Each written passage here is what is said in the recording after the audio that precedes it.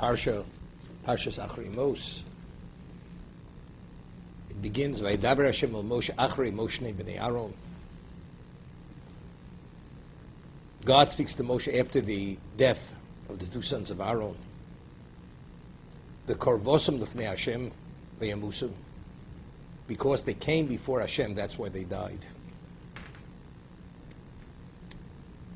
So firstly, the Acharei Mos here asks many questions. Firstly, why is it necessary for the Torah to tell us they had died because they had come close to Hashem? This was discussed previously. Portion of Shmini, the day of the inauguration, when they were installed as Kohanim together with their father, because they had brought an Eish Zorah, a foreign fire, therefore they were struck down. So why repeat it again? So Rashi cites the Midrash that if the doctor forewarns a patient to be careful with his health, what he eats, what he sleeps, because otherwise he would compromise his life. If he doesn't have an example, the message doesn't resonate as well. It's not as internalized as well. However, if a person already had died because he did not follow the instruction of the doctor, and you say to the person, make sure to eat healthily and sleep where it's dry and not damp, because you will remain alive, not like the other person who died. So when you have the example, then the person heeds the warning and understands it to a greater degree. It resonates to a greater degree. That's what it mentions again, because here the Torah is speaking about full warning. There's a negative commandment. Lo yovav b'choleis al HaKodesh. Even the high priest, the Kohen Gadol, is not permitted to enter into the Holy of Holies throughout the year. It's only specifically on Yom Kippur, only in a specific context, as prescribed by the Torah. And if he enters any other time, he's liable for spiritual excision. So therefore, it's presenting first the scenario of what the consequence of what happened because they did not heed the warning. And then the provision is stated. Lo yovav b'choleis al HaKodesh. You cannot enter into the Kodesh whenever you choose to. That's Rashi.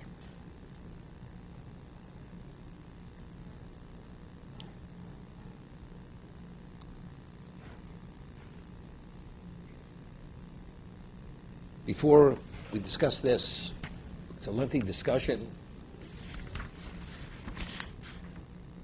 The Torah speaks about Bezos Yovo Aaron el Kodesh. We know that the Kohen Gadol, when he officiated on Yom Kippur, regarding specifically the service of Yom Kippur, he did not wear gold vestments. He wore white vestments. So Chazal tell us why. Because Ein Katega Nasis Anegar. Because a prosecutor cannot be an advocate. But it's interesting. We find that even after the Luchos were broken by Moshe Rabbeinu, which Chazal tell us it was the equivalent of an annulment of the relationship with HaKadosh Baruch Hu, and therefore regarding the breaking of the Luchos, the Torah tells us Asher Shibarto. God says to Moshe that you had broken.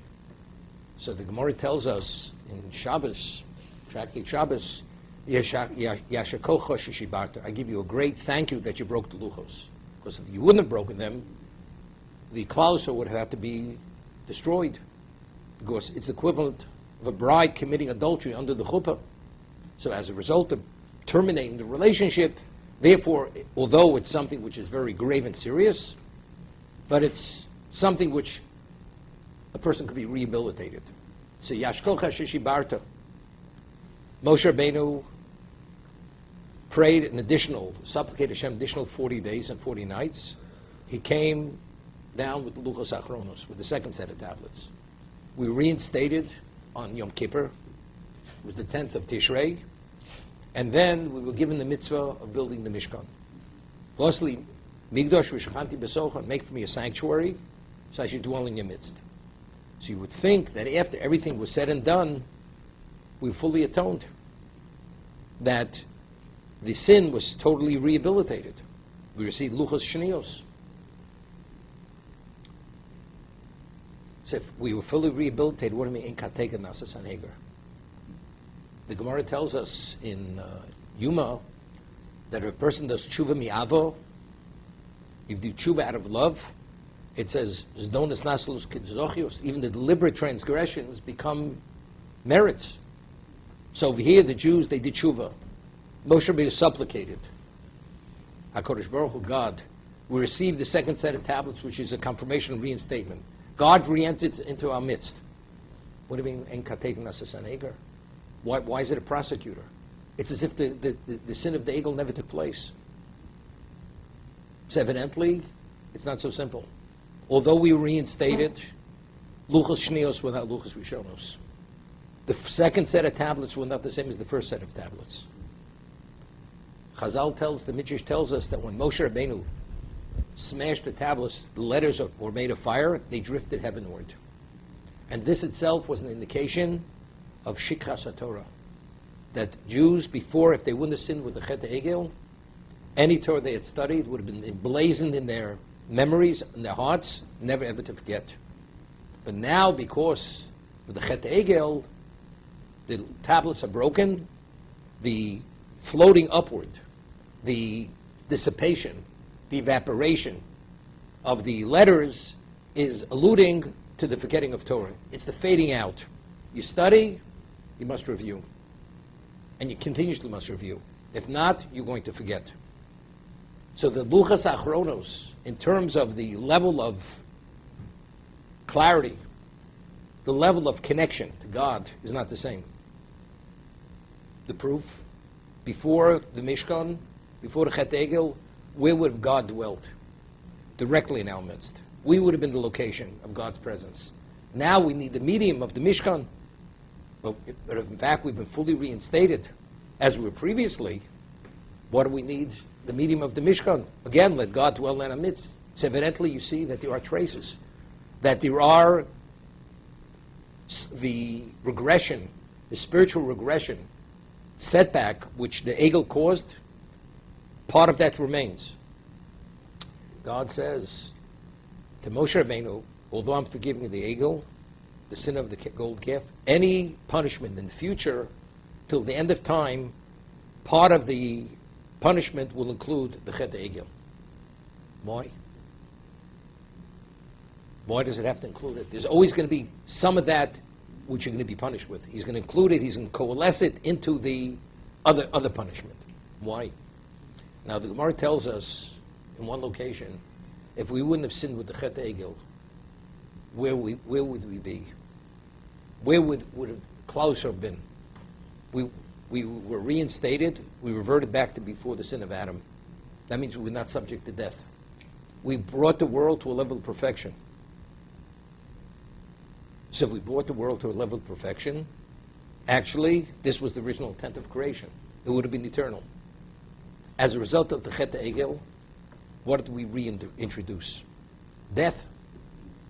We returned to the state of being after the tree of knowledge. So all the Chil Hashem that takes place forever till the end of time, what is it attributed to? To the Chet Egel. Because if not for the sin of the golden calf, God's name will never be desecrated. Because we ourselves were reinstated to a level of perfection, spiritual perfection. We become eternal beings.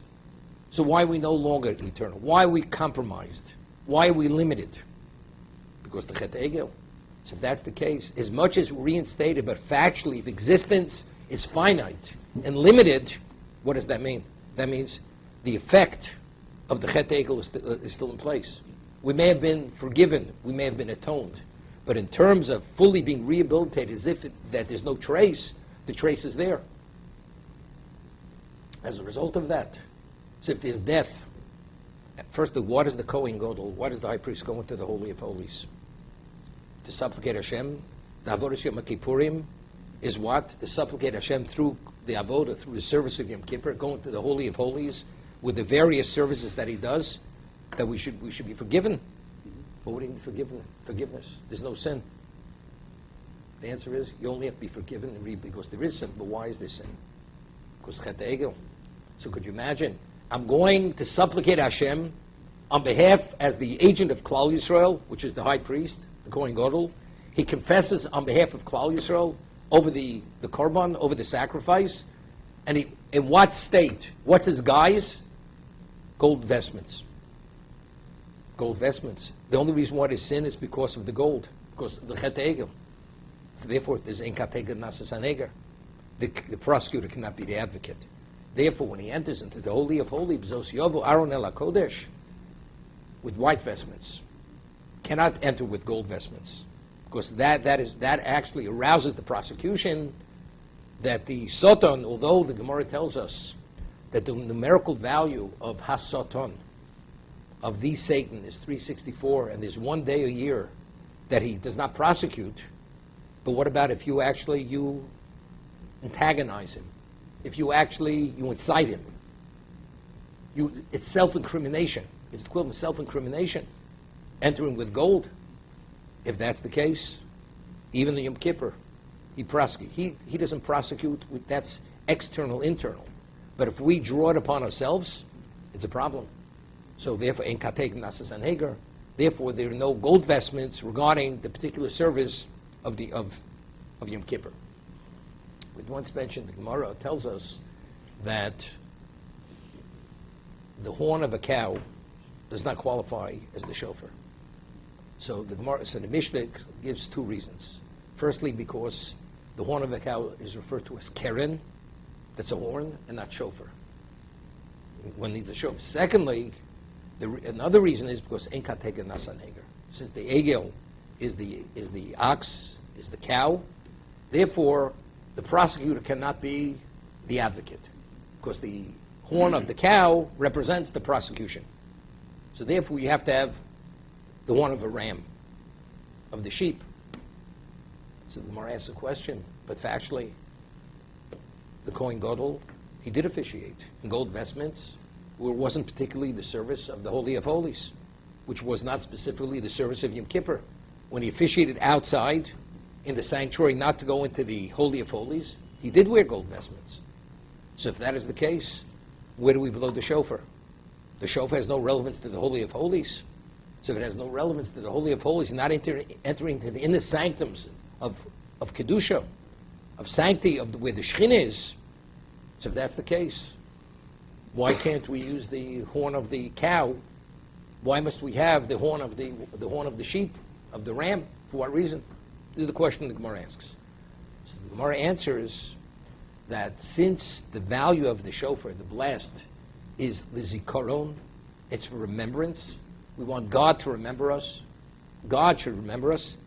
It's kilifnim dami. That's entering into the inner sanctums. When we blow the shofar, what are we actually doing? What are we reminding God of? Akeres Yitzchok. So this touches the deepest recesses of Kedusha. This is the Shekhinah. It's very interesting. The Gemara tells us during the second temple period, Shimon HaTzadik, he was known as Shimon HaTzadik, he was the high priest, he officiated for 40 years. The second temple stood for 420 years. Of the 420 years, he officiated for 40 years. During the second temple period, there were over 300 high priests. Over 300. Meaning, why? Because since it was purchased rather than based on one's qualification, spiritual qualification, therefore every year the high priest would go into the Holy of Holies and he would expire. And he'd have to be removed. They would actually remove him. But why did he expire? Meaning when he officiated in the outer sanctuary, he didn't expire. When he officiated in the inner sanctuary, in the location of the Shekhinah, with the divine presence, as it says, where is the Shekhinah? It's ala kaporis, ala oron. It's on the covering of the oron, between the cherubs. That's where the Shekhinah is. Now, if you stand in the presence of God, if you're less than perfect, you cannot tolerate. You will not be tolerated to any degree. You have to be the ultimate in perfection. So therefore, if a person's truly not qualified, spiritually qualified, based on his self-spiritual value, he cannot tolerate the Kedusha. He cannot coexist with the Shekhinah. Therefore, he expires. So if the concept of Zikaron, when we want God to remember, it touches God, Kaviyochol, in a way where you're in the presence of His presence. So where's the sound emanating from? So what's Midas Adin? The attribute of justice means it has to be exact. It's so exacting that if it's an iota less than perfect, it will not be tolerated. So therefore, although we were forgiven for Chet Egel, for the sin of golden calf, been reinstated, but since there are traces, and proof of the issue is because the only reason why there's sin in existence is only because we failed with the golden calf. This is the greatest level of prosecution. The Gemara tells us at the end of Sanhedrin that initially God wanted that Chizkiyahu Melech Yehuda should be Mashiach. Why? Because although his father was an evil man, he was the king of Judah. When he became king, he gathered all the Jewish people in one location and he took a Sefer Torah, he took a sword. And he said to them, either you live by the Torah or you can be pierced by the sword. That's the choice he gave him. That was the ultimatum. So the Gemara tells us that within 2.5 years, from Don until Beersheba, every woman and child were fully proficient in the laws of spiritual purity. This is the effect, the impact. This was after the 10 tribes were exiled. So there were only 2.5 tribes. There was Benjamin, Levi, and Yehuda. Those were the tribes, the 3 tribes. 2 tribes who have a portion of the land, and Levi who has no portion of the land. Sancheiriv, the Assyrian king, came with literally millions of troops to destroy Yerushalayim, to destroy the Beis HaMikdash. God sent Gabriel, the archangel, and one swoop he destroyed the camp of Sancheiriv, which was a miracle. So God wanted initially, it says at the end of time, there's going to be the Armageddon, what we refer to as Milchemes Gog Magog, the war of the Armageddon. And after the Armageddon, he's defeated, Mashiach ben David. So Chizkiyahu, being from the line of the Davidic line, he qualifies to be Mashiach. That's what God wanted. Midas Adin comes, the attribute of justice comes to God, says, but why did he say Shira? He should have sung the praises of God. Why did he sing the praises of God? So God said, if that's the case, he will not be Mashiach. So it seems to be, if it would have been Midas HaRachmim, within the context of the attribute of mercy, he met the grade. He was sufficiently qualified. But Midas Adin means, if there's any claim, although you could respond to the claim, you could respond, and there's what to respond to. Chizkiyahu was a great tzaddik, and he had a reason not to say Shira, as we once explained. But factually, there's a claim. If there's a claim and you have to answer the claim, within the context of God's justice, it's not sufficiently perfect. Therefore, he cannot be. When you stand in the Holy of Holies, if you're not sufficiently perfect, you expire. Shofar, which although it reminds God of the Akedah, which is the ultimate, and that's the reason why it enters into the deepest recesses, Kaviyachol of the Shekhinah, but because it enters so deeply, at what level do you have to be at that moment? It can't have any trace of anything impure. And since if the sound should emanate, be emitted from the horn of a cow, which is the Chet Egel, and Kateg Nasas and Heger. Therefore, what are the vestments? When he goes into the Holy of Holies, the white vestments rather than gold vestments. So Rashi says, B'zos Yovo, Aaron el Kodesh Bepar ben Bokor, Lechatos, the bull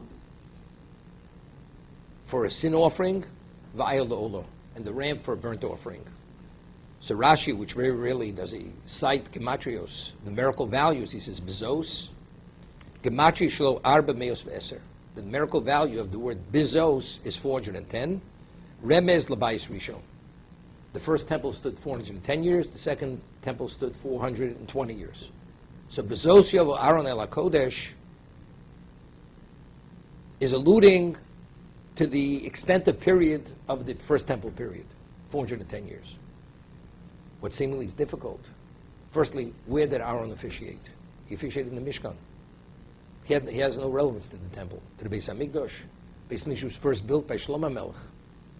We were 480 years into Eretz Yisrael when the Beis HaMikdash was built. This is the Mishkan. This is the second year of the desert. Bezos Yava Aaron HaKodesh. So why at this moment, why is the Torah alluding to the service of Yom Kippur of Aaron to the extent of period that the first temple is going to stand, 410 years. And it's being alluded through Bezos. And even if Aaron would have officiated, let's say he was the opening priest in the Beis HaMikdash, why should it allude that the temple will stand within this context? Why does it have to allude it's going to stand 410 years? What exactly is it saying?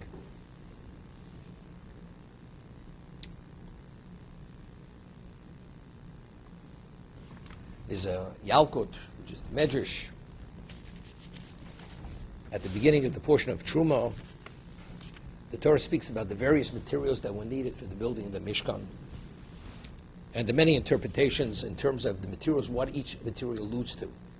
One of the interpretations in terms of what the materials allude to, the Medrash says,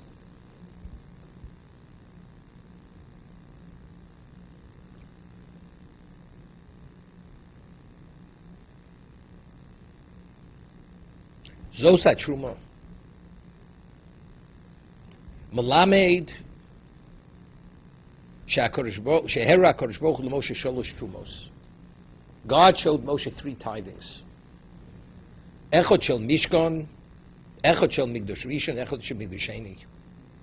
One alluded to the Mishkan, one to the first Beis HaMikdash, first temple, one to the second temple. Shenemar. Now where is it alluded to?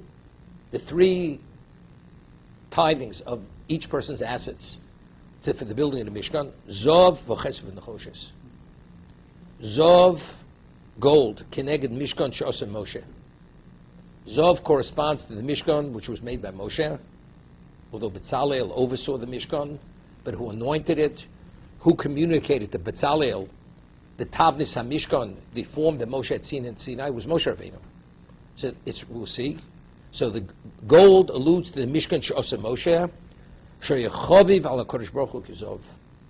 It was beloved to God as gold, gold being the most precious metal. Kesef is a Migdash Rishon. Silver alludes to the what? To the first temple. Shebono Shlomo, which Shlomo Melech built. The Chsivbo, the level of wealth that the Jews possessed during his reign. And Kesef Nechshav B'mei Shlomo Lumo. The Pasuk says silver, although it's a precious metal, wasn't considered anything. It was considered like nothing. Had no value. This was the dimension of wealth the Jews had. Nechoshes, copper, Zem Migdosheni. Shechose Heidvorim. There were 5 things that were deficient, lacking in the second temple, which were in the first temple. What are they? Oron, the ark, Kaporis, the covering, Ukruvim, the cherubs, Eish, the fire that descended from heaven to consume what was on the Mizbeach, on the altar, Baruch HaKodesh. So, what is Zov? Mishkano Shel Moshe She'ov Ala Kodesh Baruch Hu Zov. She'yechoviv. It was beloved to God as gold is. So you would say, when Aaron officiated in the Mishkan, you would say what? The reason why that was special is because the location, the Shekhinah in that location, the divine presence in that location, it's a different dimension. Because the repository, the domicile of the Shekhinah, who created that domicile? There's Moshe. So because it's the most special, being equated to gold, therefore the service is a special service. That's why God receives it maybe to a greater degree. The Torah says, no, that's not the reality. When Aaron officiates in the Mishkan, it has no greater value than the Beis HaMikdash, which will stand 410 years. Although the first temple was kesef, was silver compared to gold, but in terms of the value of the service, although it's not Aaron, it may be another priest. That service is no less. Why? Because the location of the Shekhinah is no difference. Although, in terms of the structure, the edifice, it was a more special edifice, but what exactly is the innateness and the basis for Rachmim? God says, Osli Migdash Shechanti B'tocham. Make for me a sanctuary I should dwell in your midst. Whether it's the Mishkan is the medium, whether it's the Beis HaMikdash is the medium. The fact is, it's the medium. God is dwelling amidst in either case, to the same degree. It's only the difference is in the medium. But in terms of the relationship which is the Shekhinah, there's no difference. Therefore, that's the reason why, although Aaron officiated in the Mishkan, and the Mishkan as an edifice, as a domicile for the Shekhinah, was more special, but what is it? It's only a medium. But what is the core issue? The core issue is the relationship with Hashem.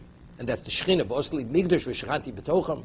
Therefore, that's the reason why it's alluded to at this time of the Avodah, to tell us no less. Just to the contrary, we find, which I'd mentioned, when the Jews originally came into Eretz Yisrael, they were permitted, each person was permitted to build his own altar, which is referred to as Bama. You had a private altar and you had a communal altar. Once the Mishkan was built in Eretz Yisrael, you were not permitted to build your own altar. But why were you permitted to build your own altar, which is referred to as Bama, like an elevation? Because the Pasuk says, Ki lo bosam ela nachla vela menucha. Because you haven't come yet to the nachla or the menucha. Okay? Mishkan Shiloh is the nachla. What's the menucha? The portion. It's a Mishkan. It's called Mishkan Shiloh. Menucha ze Yerushalayim. That's the permanent location. Once we came to the permanent location, even though the Beis Hamikdash was destroyed, one was no longer permitted to build his private altar. Wasn't permitted. So in a certain way, even though the Beis Hamikdash is destroyed, where's the location of the Shekhinah? The Shekhinah is there. Yerushalayim was chosen, the Mokum HaMikdash, the location, the Temple Mount. God chose to be, that is his location.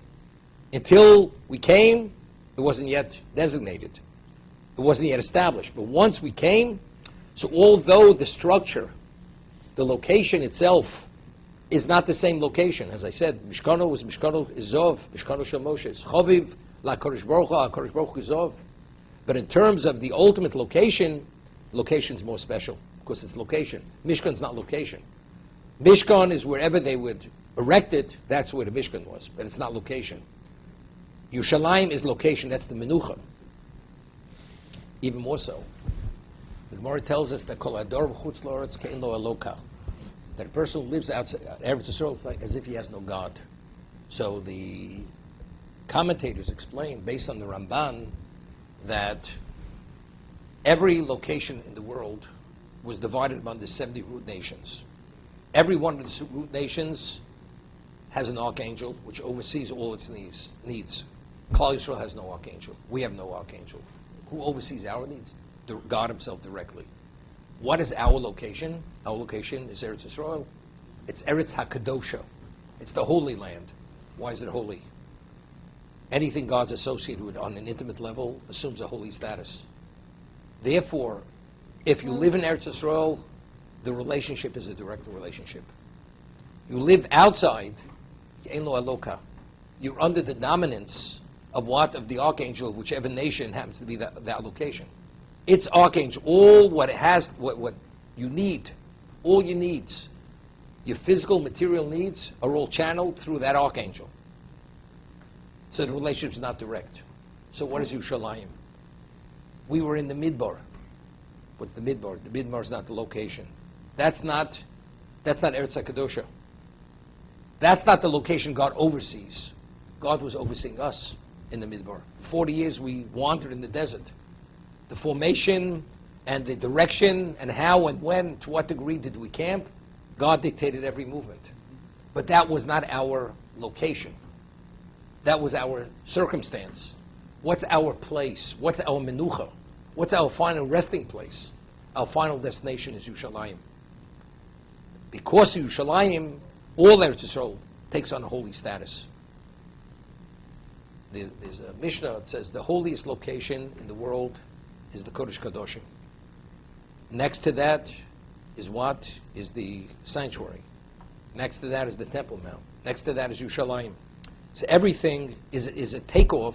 It's by association of being something holier. It's like we speak on Shabbos. that if you have a vessel that cooks on the fire, that's called Kli Rishon. It's the first vessel. The first vessel cooks if it's hot.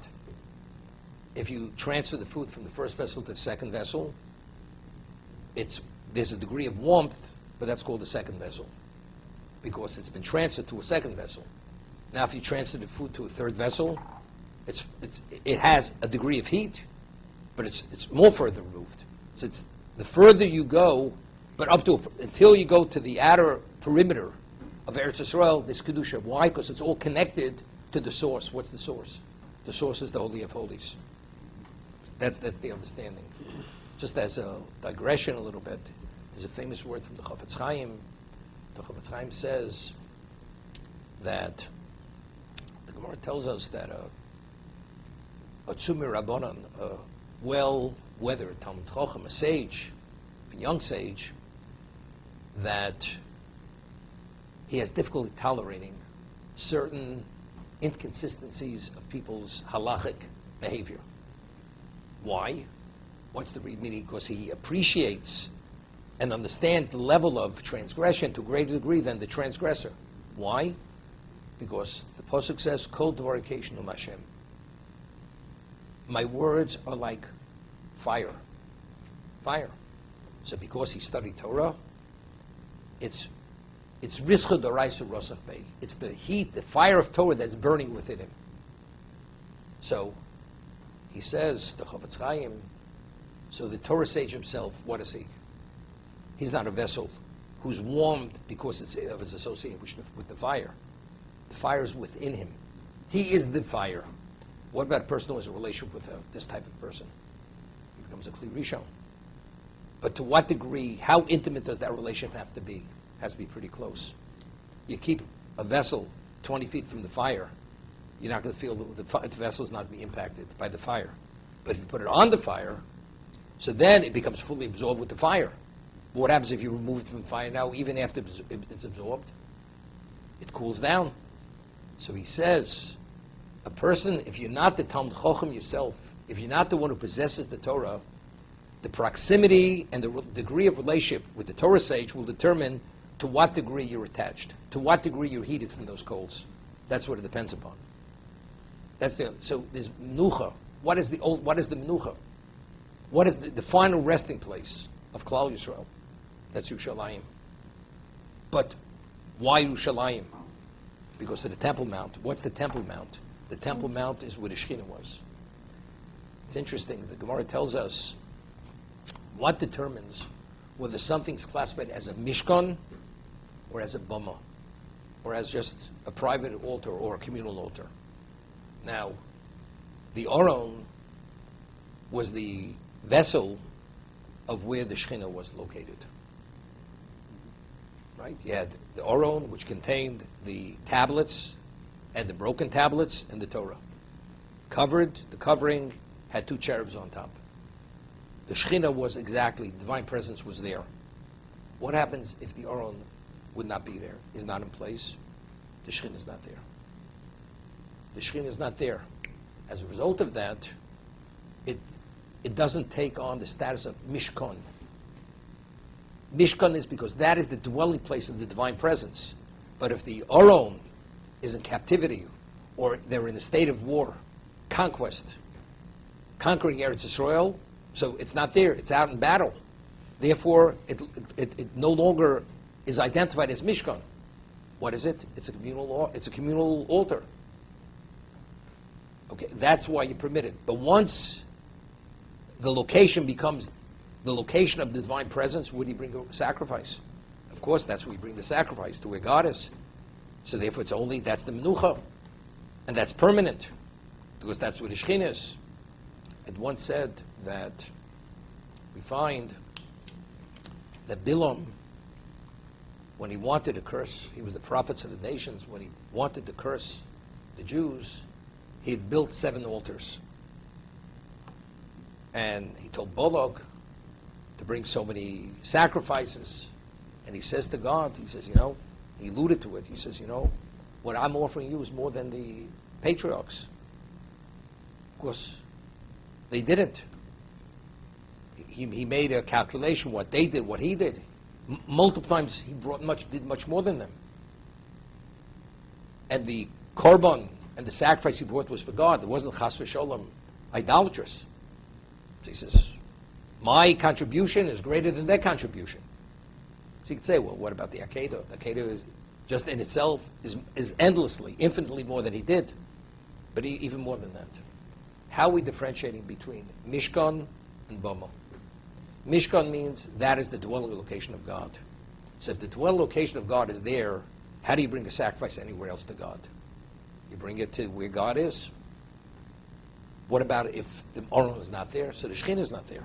So therefore the Torah allows to bring a personal offering on one's own private altar.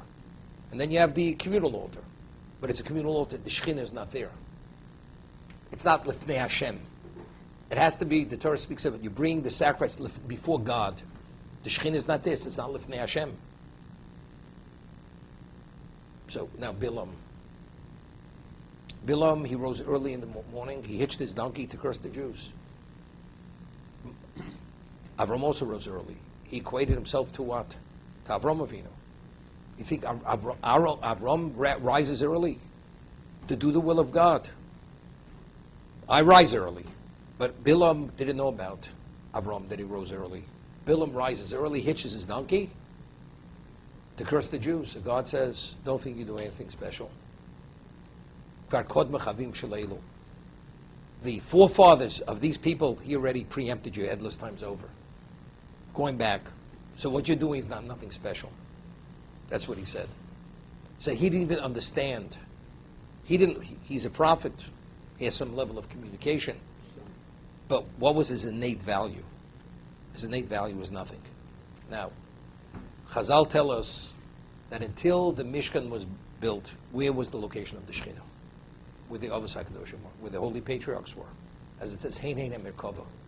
So when Avram Avinu brought his korban, that's Lifnei Hashem.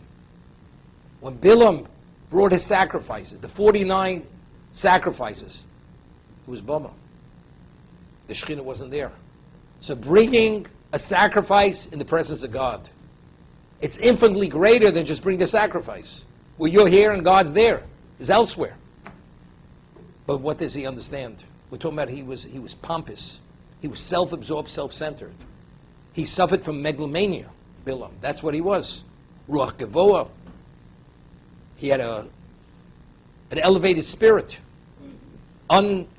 Insatiable need for material. That's what he was. Does he understand what this is? But the Avos HaKadoshim.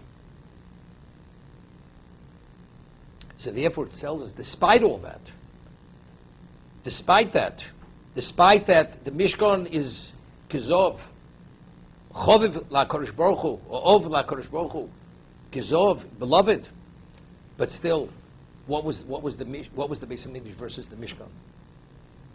That's Menucha. This is not Menucha. That is the final resting location. That's what God says, that's where my presence will be on a permanent level. This is what? This is wherever the Mishkan is, that's where God moves with the Mishkan.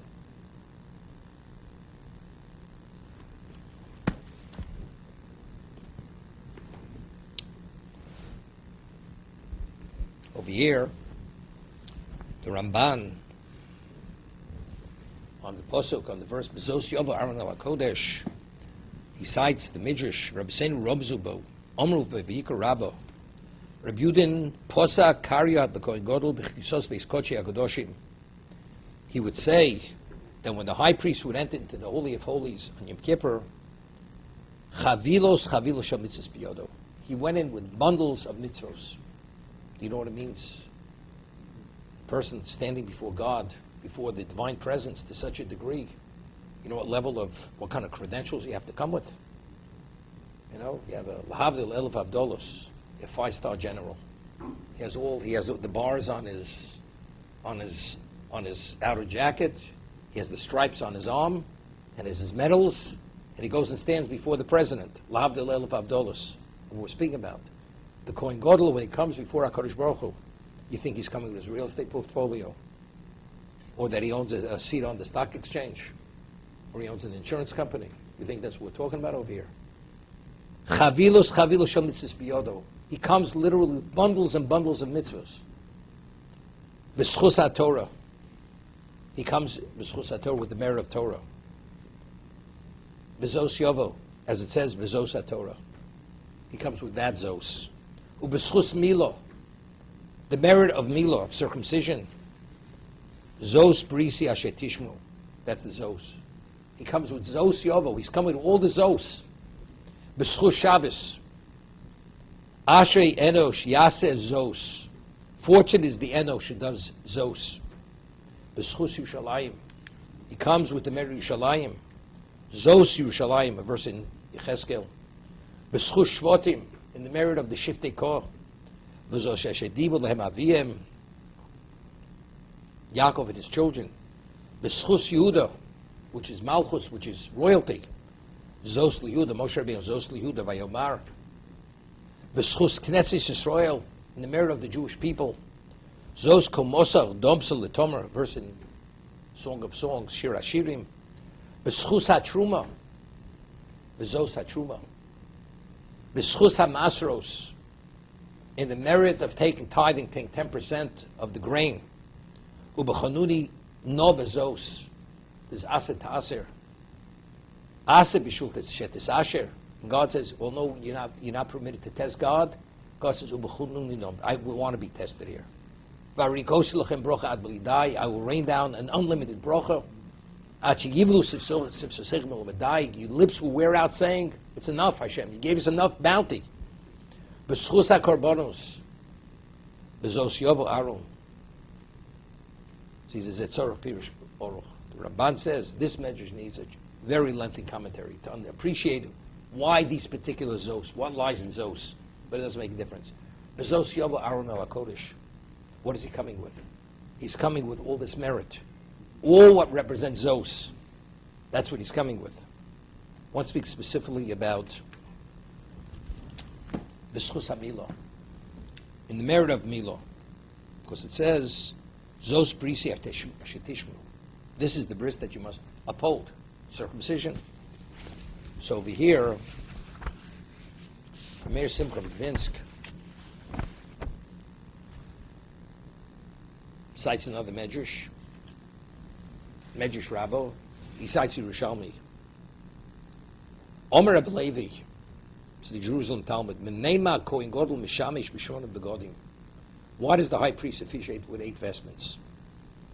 Keneged Milo Shenitna B'Shmona. It corresponds to the circumcision that was given to be performed on the 8th day. Now, what relevance is one after another? Why does the high priest wear 8 vestments? Meaning, the Gemara tells us, what happens if a Kohen Gadol does not officiate with his vestments? Although he was anointed to be the Kohen Gadol, but his function at that moment is not as a high priest. A non-Kohen officiates, his service is not valid. He's considered what we call, he's an alien. He's a Zor. He's an alien.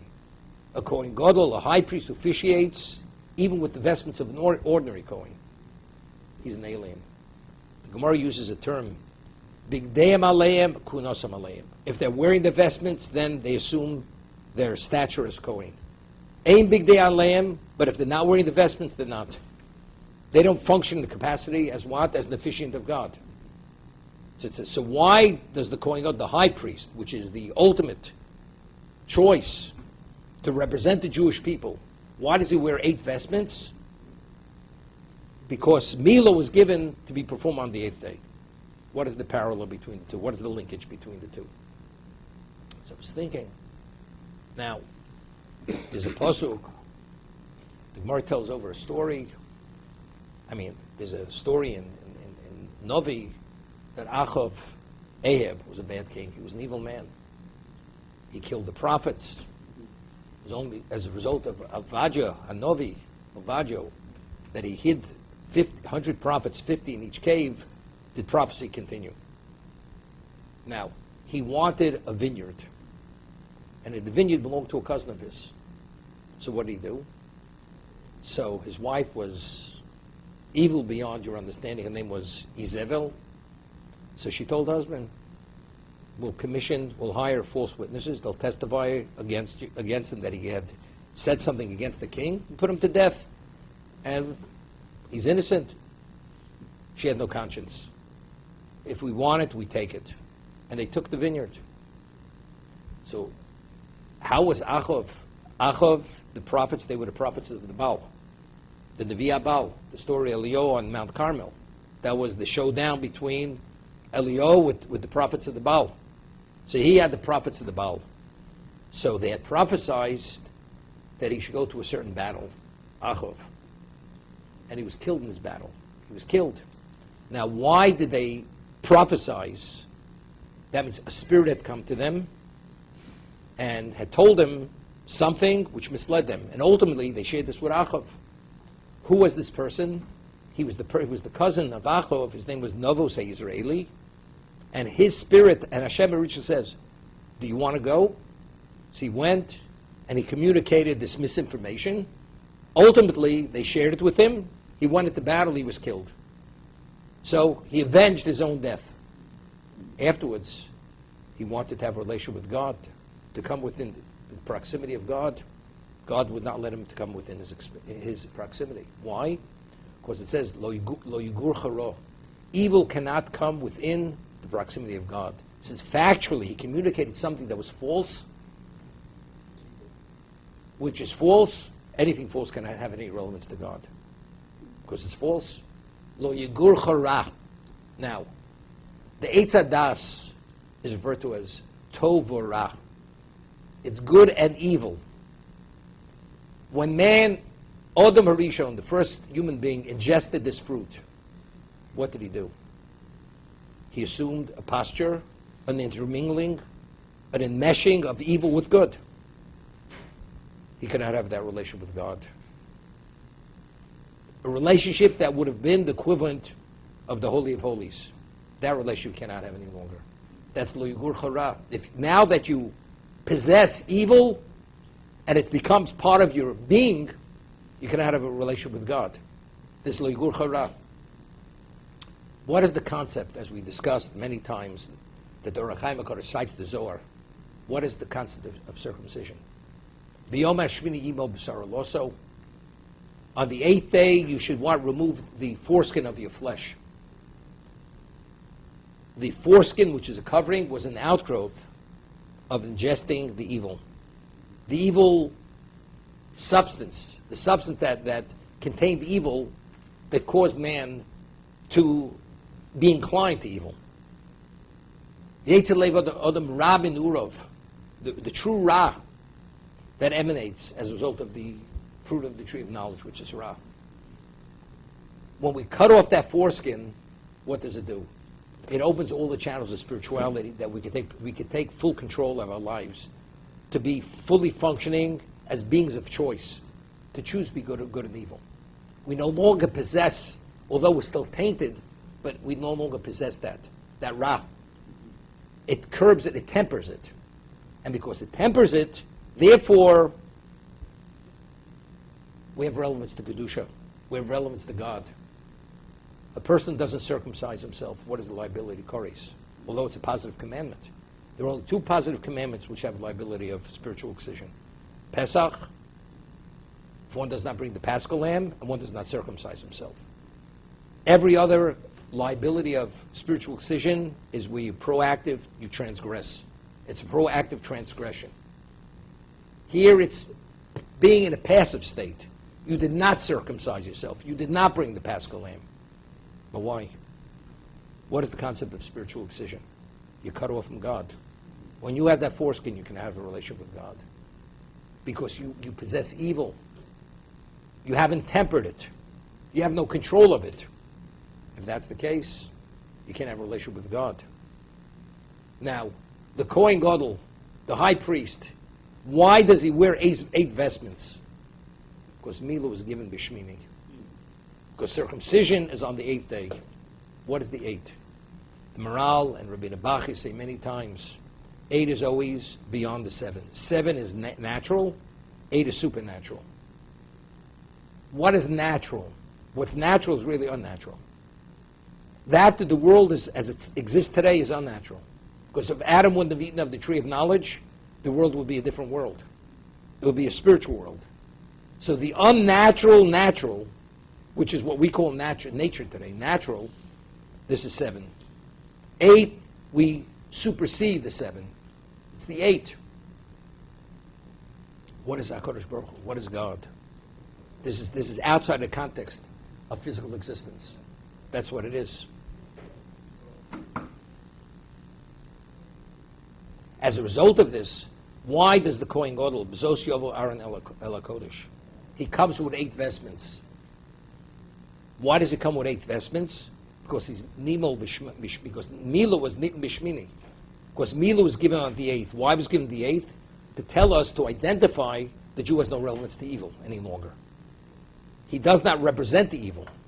If he doesn't represent the evil, now the Kohen Gadol, by wearing 8, he actually is qualified to go into Holy of Holies to have the relationship with God. That's the parallel, that's the linkage between the 8 vestments and what? And the circumcision being given on the 8th day.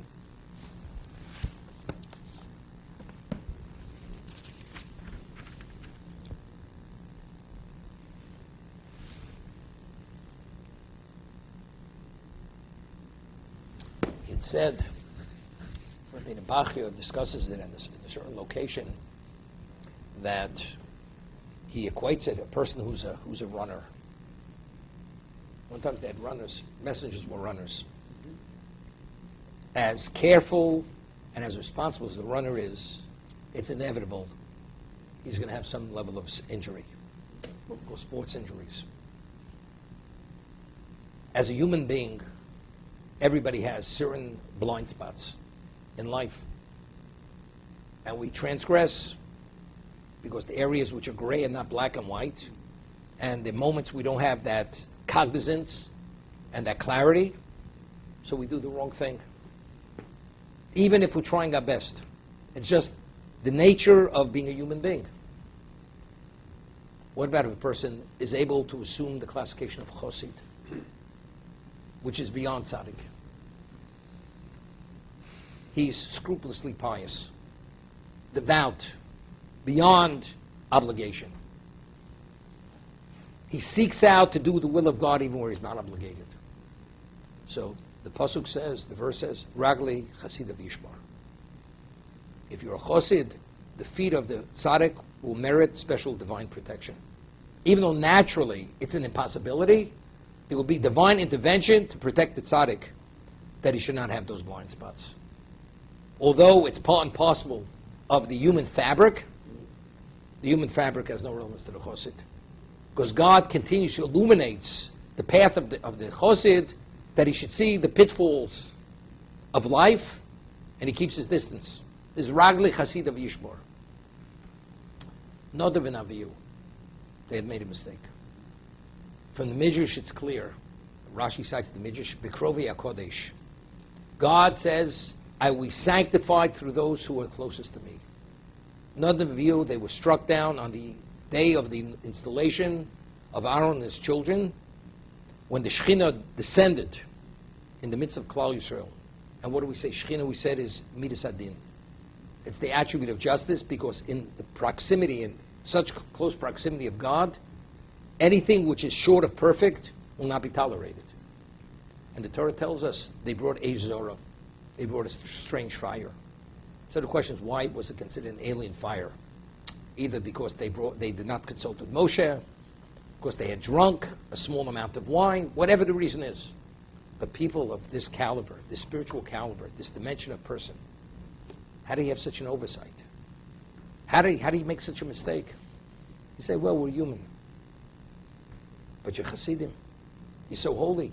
God chose you to be the object of sanctification of his name. We should apply the principle of Ragli Chasidav Yishmar. Why did they merit divine intervention? Aaron participated in the Chet Egel. Not, God forbid, ever believing for a moment that it had any value. Never. But he participated by asking them to gather the gold as a delay tactic. But actually it happened very quickly. That he had any relevance to their participation, there was a claim against Aaron. Although he's forgiven, he deserved that he should lose all his children. That level of pain, of punishment. Moshe Rabbeinu, by praying, supplicating God, he annulled 50% of the decree. So rather than all four sons dying, 2 died. But how did they die? They were only 13 and 13, nearly 14 years old. They were just entered into adulthood not much before. And these were the upcoming leaders of Klal Yisrael. Even more than Moshe and Aaron in their own right. Why? Because they made the mistake. But how do you make a mistake? The answer is Aaron deserved a certain degree of pain. What degree of pain did he deserve? Losing 2 sons. So because of that, the divine protection, meaning that they sinned was their choice. But why did they merit the extra divine protection? Because Aaron had to suffer. He had to suffer the loss of 2 children. Therefore, the concept and the principle of Ragli Chasidav Yishmor, God's special divine intervention, to give this out-of-the-ordinary protection, to be treated as someone outside of the realm of the human being, that cannot be done. It's now. Why did they die? Because Aaron deserved punishment. He had to be punished. Therefore, it was not Ragli Chasidav Yishmor. But you had to have the circumstance. Factually, they died because they became too close to the Shekhinah. Let's say they would have drunk and officiated elsewhere. Wouldn't have been a problem. If they went to the Holy of Holies. In the Holy of Holies, they took fire pans to bring that. So the problem was Bekorvoso. Because they got too close. But why did they get so close? Because they were special. They wanted to be as close as possible. But they thought justifying what they did would be okay.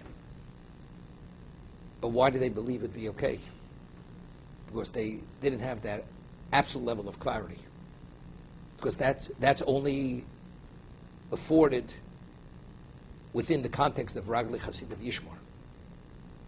And God did not want to do that because Aaron had to be atoned. And anything less than that is not going to happen. Therefore, it's Acharei Mos Shnei B'nei Aaron. After the passing of the Shnei B'nei Aaron, that Aaron understand, you think maybe you could justify going to the Holy of Holies if you're at that special level. There's no justification. As special as you maybe think you are, you cannot go there. To be continued.